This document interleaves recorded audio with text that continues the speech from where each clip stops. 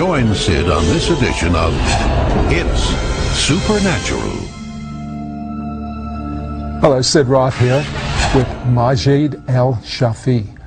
What happens when an Egyptian Muslim finds out that Jesus is the Messiah?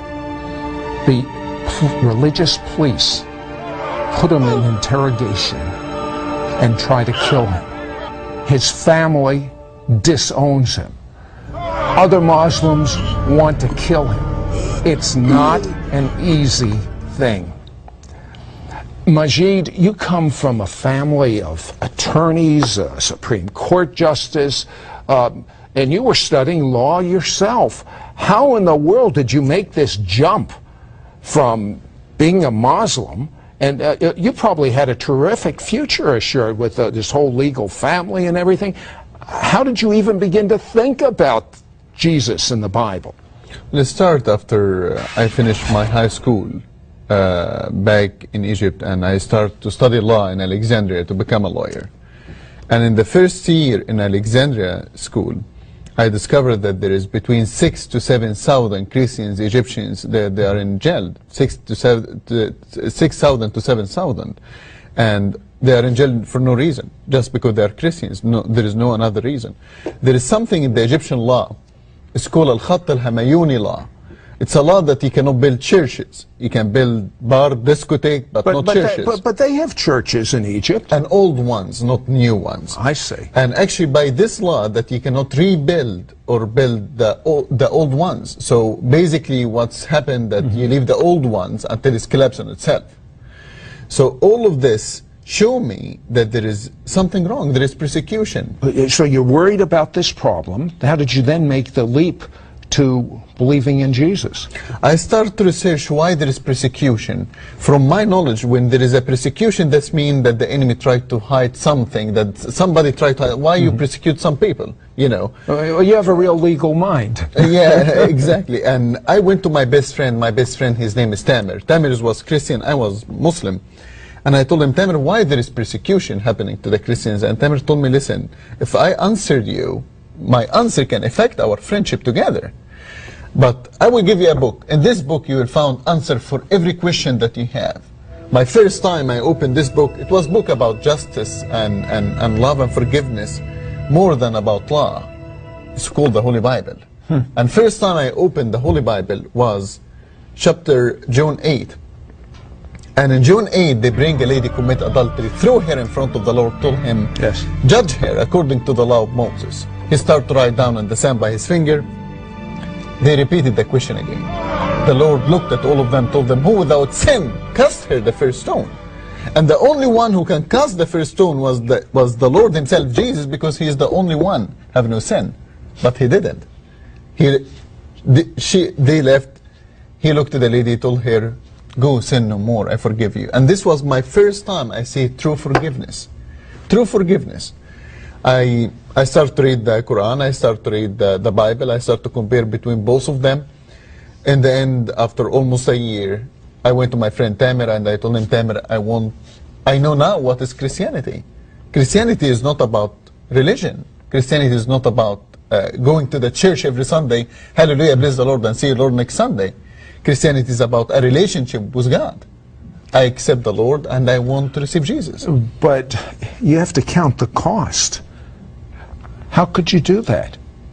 Your heritage, your family, your career. Nothing of that equal anything if you know that your soul in the end will end in hell. Okay, you started an organization to help the Christians in prison and the rights for Christians. Yes. And how large did the organization become in Egypt? Well, we started by 7 members, and after that we ended in 2 years, 24,000. 24,000? In one church. Then he writes a book about what he believes, and he gets arrested. What happened when you got arrested? August 15, 1998. 1:30 in the morning, I heard knock on my door. I went to open the door. An officer asked for a name. I told him, a gentleman asked for a name. I told him, nobody here by this name. 2 minutes later, 5 soldiers, 2 officers, they came, they broke the door, they took me from inside. They put me in the police station. It's called the Zogli police station. It's behind the Egyptian parliament. They told me, we know who you are. We know about the book that you wrote, the organization that you built. One thing we don't know, that who is the rest of your group. I told them, I don't know which group, I don't know which organization. And if you know everything about me, why are you asking me? They told me, you want to play tough? We can play tough together. I told them, tough is my middle name. You have no idea. They took me next day to Abu Zabal jail. Abu Zabal jail, known in the Middle East to hell on earth. And Abu Zabal jail, let me just tell you a few information about the persecution system in the Middle East. As the people listening to us now, they have no knowledge about what's happening. And first, they change your name in the official papers. So if your family or any human rights organization ask about you, you are not exist. Really? In the official papers. The officers that they are torturing you, they're always wearing masks. You cannot see their faces. They always call each other by numbers, not by names. And every day was different, the level of torture. So if you stay, day number one, they take this level of torture. If you didn't speak, they take you to higher level. I spent there 7 days. For me, like 700 years. Hold that thought. They end up crucifying him. I'm not kidding. Don't go away. Be right back. We'll be right back to It's Supernatural. We now return to It's Supernatural. Hello, Sid Roth here with Majid El-Shafi. Now, Majid, you said they arrested you because you're living in Egypt. You are a Muslim, you're a law student, you start an organization for Egyptians that believe in Jesus. There's all sorts of persecution going on. You write a book. They haul you in. They want the names of the other Christians associated with you. You refuse to tell them. And then, did you know that the torture would be as bad as it was, or did you not know this? Christians is like a bag of tea. You don't know how strong they are until you throw them in hot water. So I didn't know, but I expected something like that. Okay, each day they got progressively worse. And is it true that they told you what they were going to do the next day so you would think about it? Yeah, basically. It's a mental thing as well as physical. It's a mental warfare, of course. Day number one, they shave the hair of my head, they put my head in cold and hot water. When I say cold water, it's a frozen water almost. And when I say hot water, there is smoke coming out of it. And they put your head 1 minute here, 1 minute there. After that, they took me back to my cell. They told me, you tell us the name of your friends. I told them, to be honest with you, I didn't take shower for a long time and I enjoy the cold and hot water. You got chutzpah, that's a Hebrew word, nerve. And I look handsome without hair. And seriously, if you see, I kept the style a little bit. The more that you smile, the more that you show them no fear, they lose their control. Day number two, they carry me, they put me upside down. Half of my body was on the ground, another half was hanging.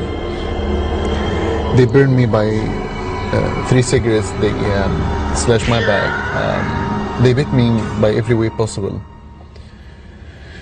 In the day number two, the only thing that I can really remember in day number two was the taste and the smell of my blood. They took me back to my cell.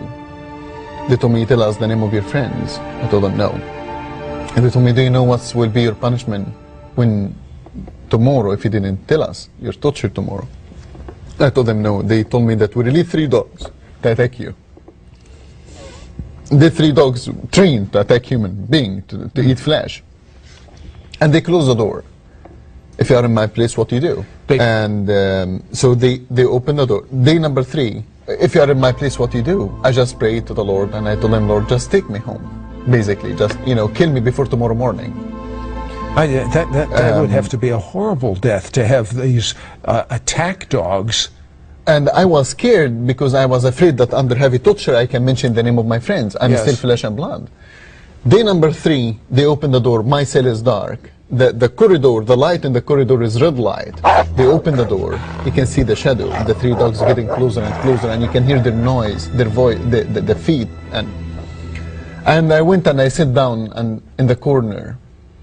And I waited for pain and agony, and I covered my face by my own hand.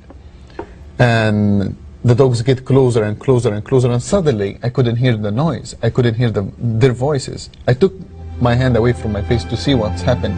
The 3 dogs sitting around me, none of them attacked. Soldiers and officers start to kick the dogs to attack. Yes, of course. You see, these dogs train to listen to their master, but there is no higher master than Jesus Christ. Long story short, they took the set of the 3 dogs, and I can hear the soldier telling them maybe they are sick. Bring me another set of 3 dogs.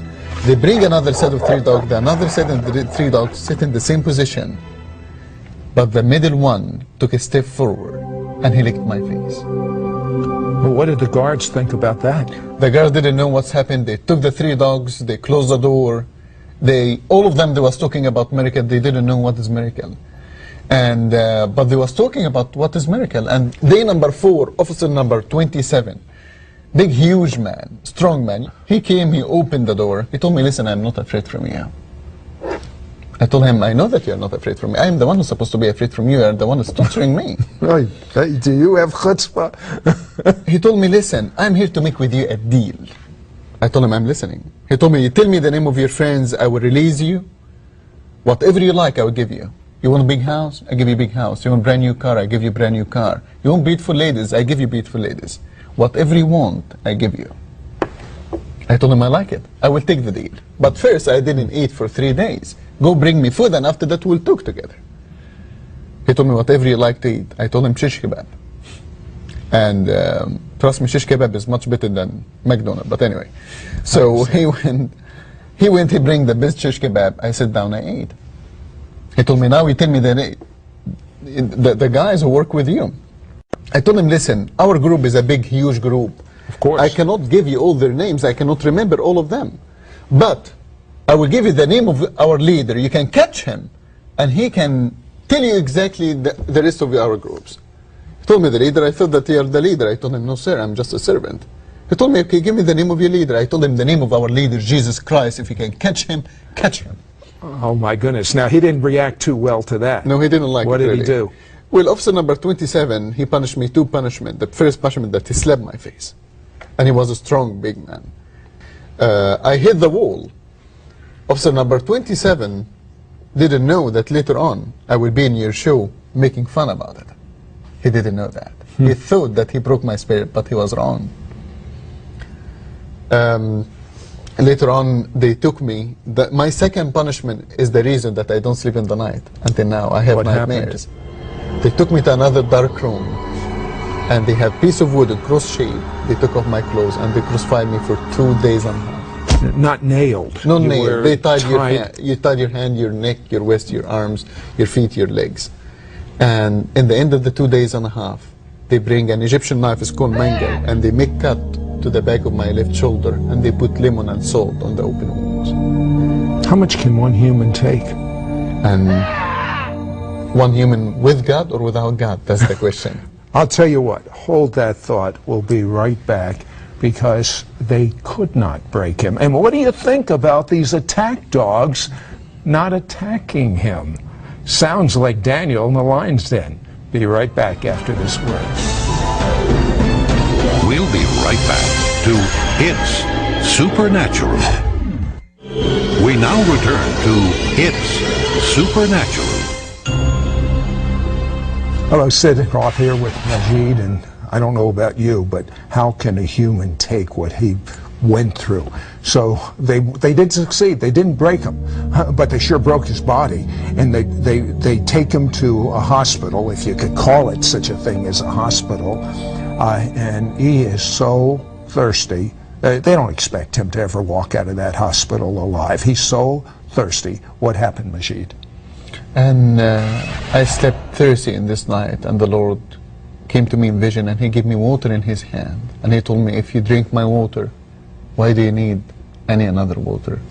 And I drink from the river, basically, of his hand, and next day I will start to move my hands, and a week later I start to move my arms, I start to move my body, and I was healed completely to the picture that you see.